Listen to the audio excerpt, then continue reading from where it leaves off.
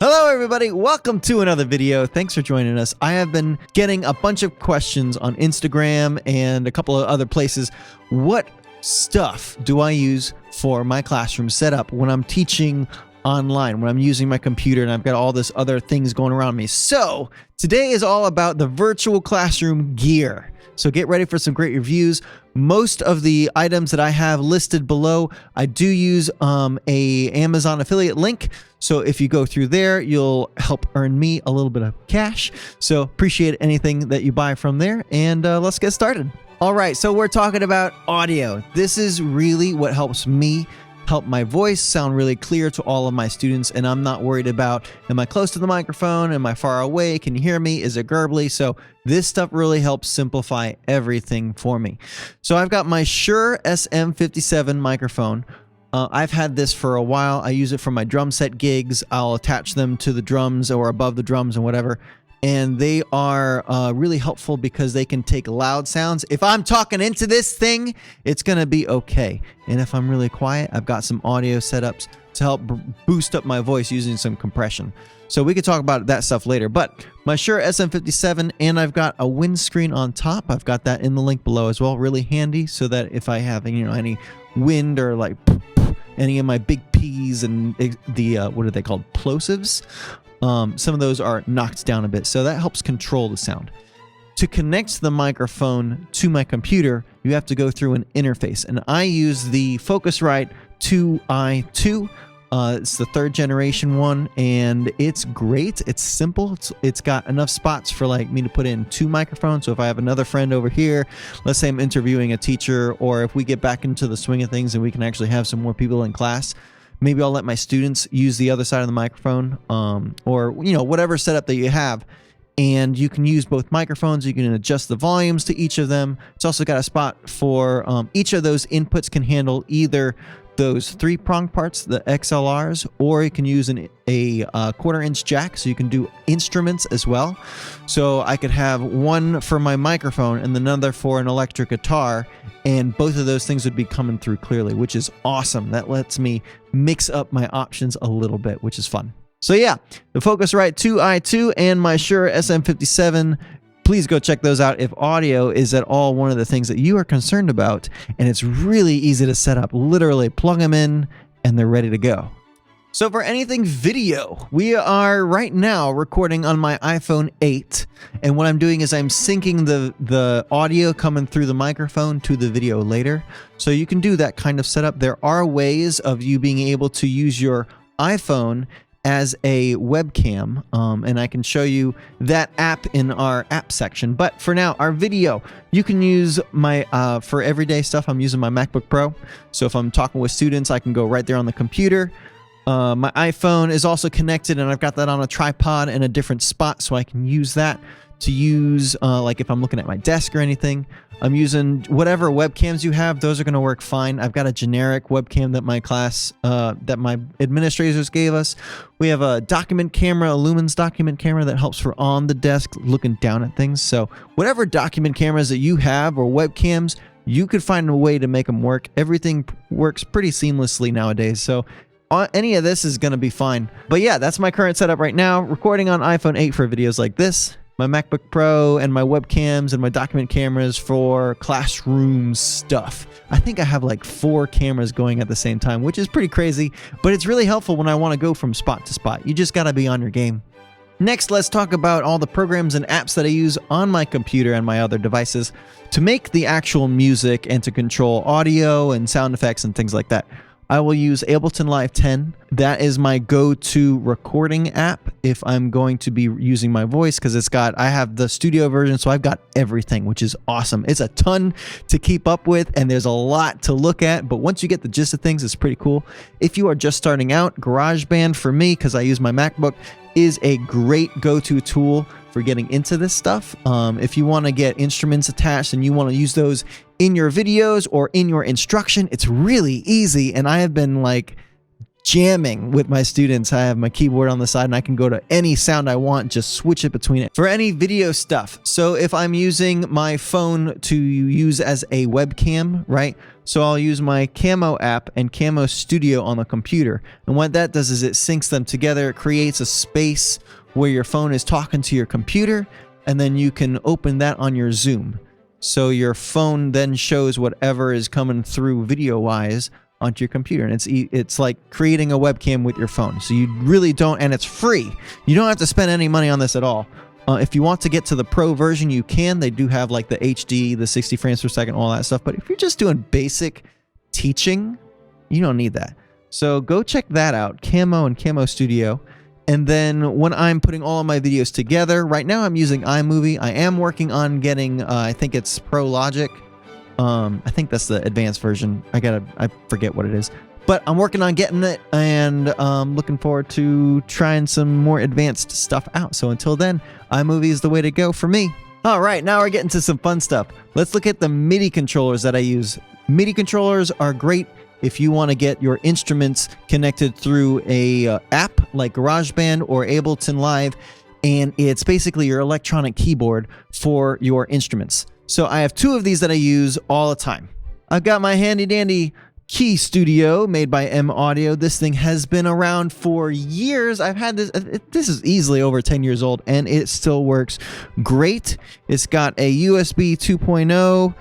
It's got a sustain pedal spot here. It's got my on-off switch. Got your basic pitch benders and modulation controls, and your volumes and octave ups and downs, and then your edit mode, so you can change out what different things do. So really handy, really basic, highly recommend it, not expensive, and it lasts an incredibly long time.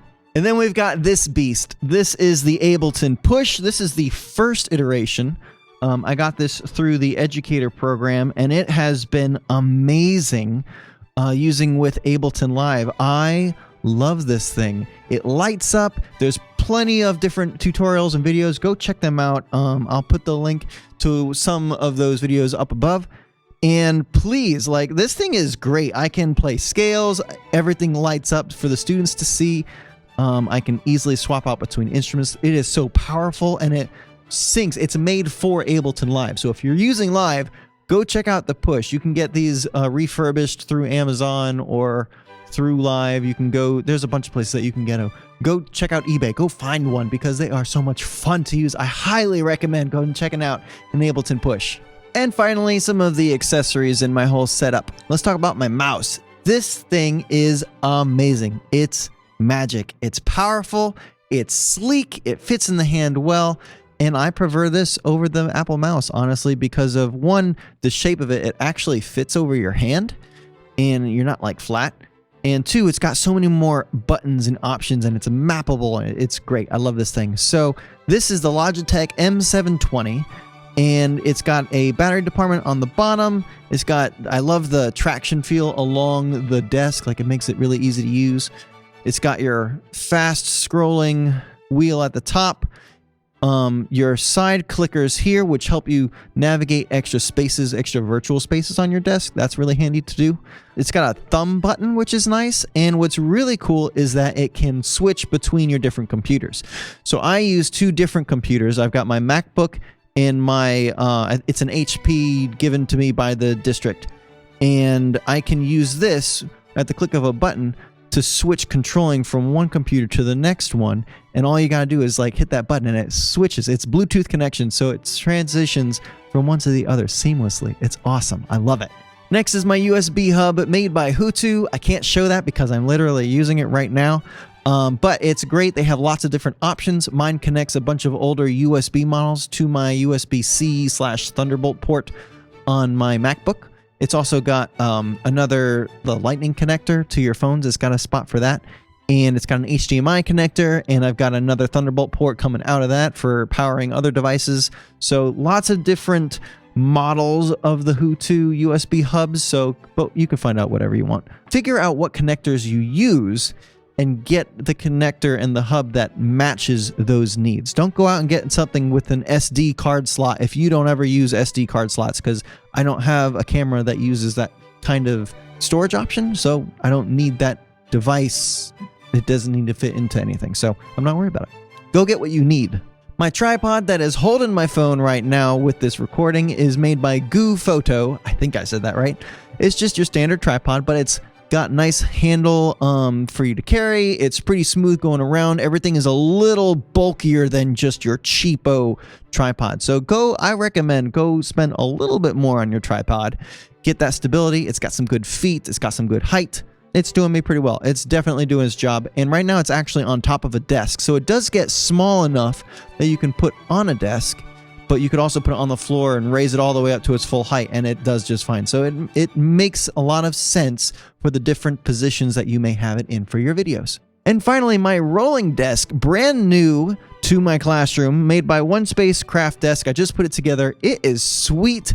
I made a video showing all the assembly. Go check it out. It's got a nice glass surface. It's got little drawers, things on the side. You don't have to put the things on the side. I think they're called like wings, but I find them really handy, and it tilts up so you can, if you need to write on it, and a little easier if you're using like a large poster board and you want a good workspace. That's great because you could just crank it up and it holds up at that angle, and then you can let it back down later. So, and it's got wheels. I will say, I think the wheels that come with it are a little small. So I think I might go to Lowe's or Home Depot and go get some wheels that match that same size for where it screws in, but maybe the wheel itself, the caster, is larger. So I might go play around with that. It'd be easier and a little more stable for me. But for right now, I mean, it's fine. If you're into sliders, they got those too.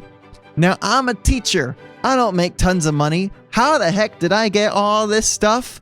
DonorsChoose.org, guys. Go check out. If you are a teacher, go check out Donors Choose, because this is a fantastic non-for-profit that you can put on requests for projects, for items, for field trips, for specialty things that you can't get anywhere else.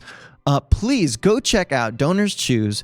These guys are amazing. I've had so much support for the 7 years that I've been working at this elementary school. When I got here, there was nothing. It was so sad and miserable. It was really quite depressing. I've had tons of books replaced. They didn't have any Orff instruments, so I got a bunch of drums. I got a bunch of boom whackers. I have new pianos. I have new desks in place. I have folding desks that I can store for later.